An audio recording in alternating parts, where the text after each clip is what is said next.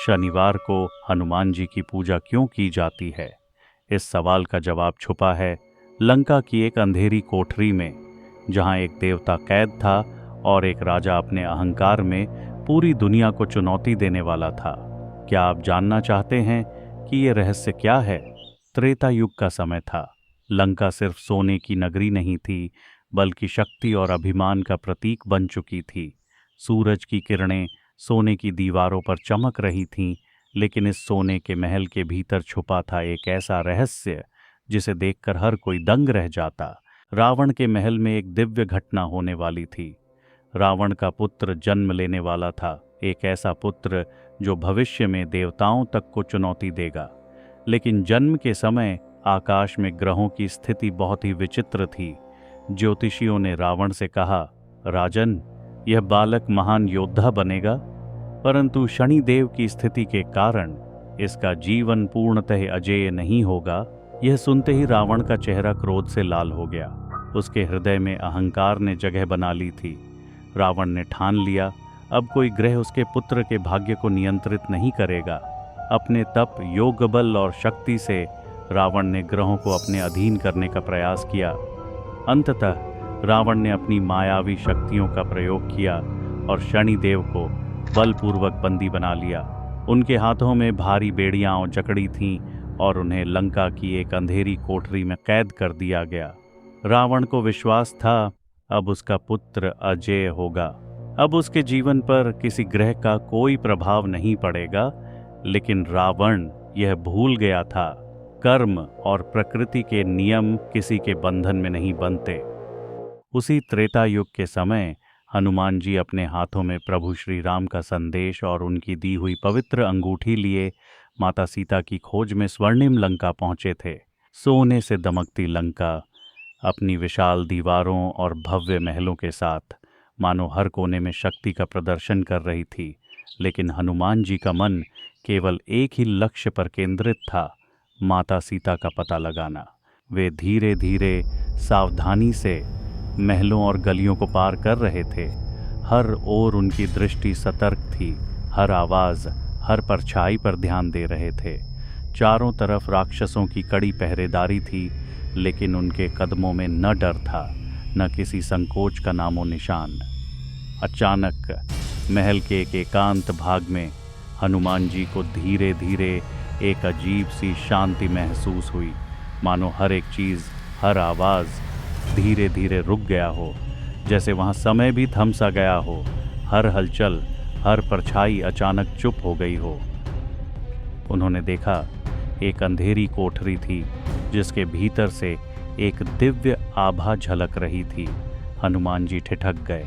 उनका मन बोला, यह कोई साधारण स्थान नहीं है, यहाँ कोई महान शक्ति है जो सब कुछ देख और समझ सकती है। धीरे धीरे उन्होंने कदम बढ़ाए और कोठरी में प्रवेश किया, और उनकी आंखों के सामने प्रकट हुआ वह दृश्य जिसने उनका मन स्तब्ध कर दिया। एक तेजस्वी देवता ध्यान मग्न बैठे थे, लोहे की बेड़ियों में बंधे, परंतु उनकी आंखों में शांति और अडिग शक्ति का प्रकाश चमक रहा था। उनकी दिव्यता कमरे के हर कोने में महसूस हो रही थी। हनुमान जी ने धीरे धीरे सिर झुकाया और उनका ध्यान केवल उस दिव्य शक्ति पर केंद्रित था। हनुमान जी ने विनम्रता से देखा और पूछा, हे देव, आप कौन हैं और इस बंधन में क्यों हैं? कुछ पल चुप्पी रही, फिर देवता ने धीरे धीरे उत्तर दिया, मैं शनिदेव हूँ। रावण ने अपने अभिमान और योग बल से मुझे यहाँ कैद कर रखा है, ताकि मेरे प्रभाव से उसे कोई कष्ट न पहुँचे। हनुमान जी के मन में दृढ़ निश्चय जाग उठा। उन्होंने अपने अद्भुत पराक्रम और बल का उपयोग किया। धीरे धीरे सोच समझकर लोहे की बेड़ियां टूट गईं। अब शनिदेव आजाद थे। उनकी आंखों में प्रसन्नता की चमक और शक्ति का प्रकाश धीरे धीरे झिलमिल रहा था। हनुमान जी और शनिदेव धीरे धीरे महल के बाहर बढ़े। राक्षसों की निगरानी के बीच उनके कदम निश्चय और साहस से भरे हुए थे। आखिरकार वे लंका की विशाल दीवारों से बाहर पहुंचे, जहां खुला आकाश और स्वतंत्रता की हवा उनके चेहरे को छू रही थी। कुछ क्षणों तक वहां गहरी शांति छाई रही। फिर शनिदेव ने हनुमान जी की ओर देखा। उनकी दृष्टि में कृतज्ञता और आशीर्वाद की गंभीरता थी। वे बोले, हे हनुमान, तुम्हारे साहस और भक्ति ने मुझे इस बंधन से मुक्त किया है। मैं तुमसे अत्यंत प्रसन्न हूँ। जो वर तुम मांगोगे वह अवश्य पूरा होगा। हनुमान जी ने विनम्रता से सिर झुकाया। उनकी वाणी में करुणा और भक्तों के प्रति प्रेम झलक रहा था। वे धीरे से बोले, कलयुग में जो भी सच्चे मन से मेरी भक्ति करेगा, आप उसकी ग्रह पीड़ा कम करेंगे और उसे अनावश्यक कष्ट नहीं देंगे। उनके शब्दों में केवल प्रार्थना नहीं बल्कि भक्तों के लिए गहरी करुणा छिपी थी। शनिदेव ने धीरे धीरे यह वरदान स्वीकार किया और उसी दिन से यह मान्यता प्रचलित हुई कि शनिवार के दिन हनुमान जी की पूजा करने से शनिदेव की कठोर दृष्टि का प्रभाव कम हो जाता है। शनिवार के दिन भक्त हनुमान जी की पूजा करते हैं, दीप जलाते हैं, धूप अर्पित करते हैं और फूल चढ़ाते हैं। हनुमान चालीसा या बजरंग बाण का पाठ करते हैं। कुछ भक्त उपवास रखते हैं और कुछ अपने घर के मंदिर में प्रार्थना करते हैं। यह सब श्रद्धा और भक्ति भाव से किया जाता है, क्योंकि हनुमान जी की भक्ति से शनिदेव की कठोर दृष्टि सौम्य हो जाती है और जीवन में आने वाली कठिनाइयाँ और ग्रह दोष कम हो जाते हैं। आज भी कलयुग में शनिवार और मंगलवार के दिन हनुमान भक्तों के लिए अत्यंत पवित्र माने जाते हैं। भक्त श्रद्धा और भक्ति भाव से हनुमान जी की पूजा करते हैं, जिससे उन्हें मानसिक शांति, साहस और सकारात्मक ऊर्जा प्राप्त होती है। हनुमान जी वीर, महाबली और बजरंगबली के नाम से विख्यात हैं। वे भगवान शिव के 11वें रुद्र अवतार माने जाते हैं। उनका जन्म एक दिव्य और पवित्र कुल में हुआ।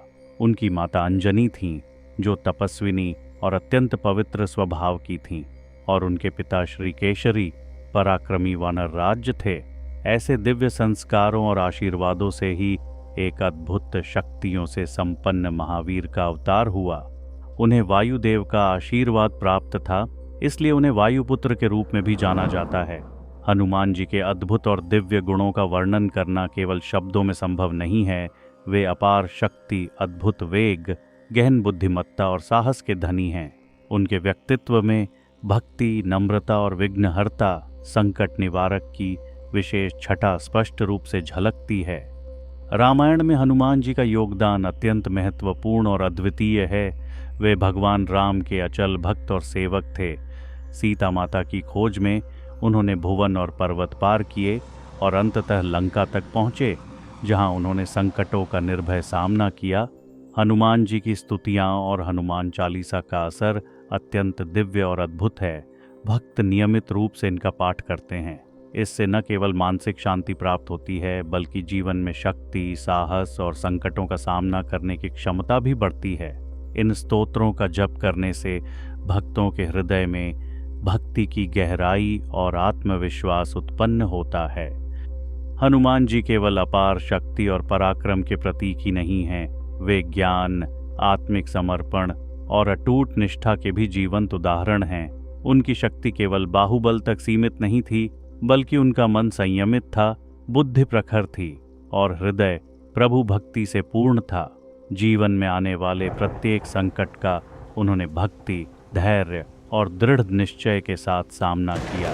उन्होंने यह सिद्ध किया कि सच्ची शक्ति केवल शरीर में नहीं, बल्कि श्रद्धा, ज्ञान और आत्मविश्वास में होती है। हनुमान जी के पास 8 दिव्य सिद्धियां थीं, जिन्हें अष्ट सिद्धियां कहा जाता है। ये शक्तियां साधारण प्राणी की कल्पना से परे हैं। आइए जानते हैं हर सिद्ध के अद्भुत गुण। 1. अनिमा। पहली सिद्धि अनिमा। हनुमान जी इतने लघु हो सकते हैं कि सूक्ष्म वस्तुओं में भी प्रवेश कर सकते हैं। उनकी यह शक्ति हमें सिखाती है कि भक्ति में सब कुछ संभव है। दूसरी सिद्धि का नाम है महिमा। इस सिद्ध के द्वारा हनुमान जी अपना स्वरूप इतना विशाल कर सकते हैं कि वे आकाश और पर्वतों तक फैल जाएं।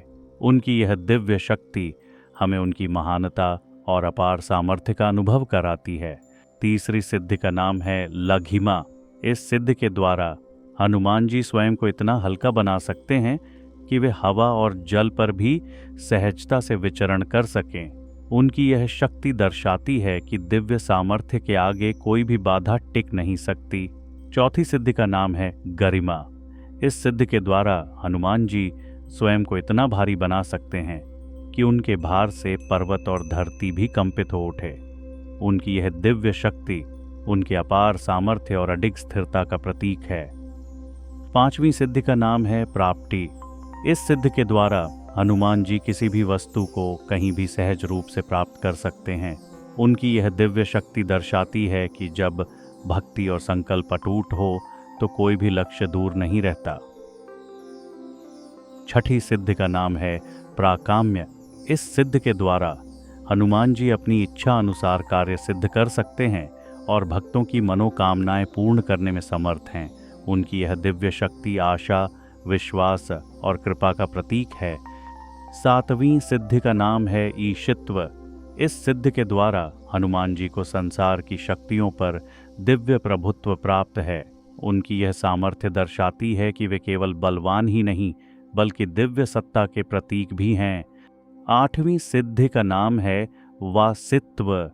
इस सिद्धि के द्वारा हनुमान जी दूसरों पर नियंत्रण और दिव्य प्रभाव स्थापित कर सकते हैं। उनकी यह शक्ति हमें यह सिखाती है कि भक्तों के लिए उनका मार्गदर्शन अडिग और दिव्य होता है।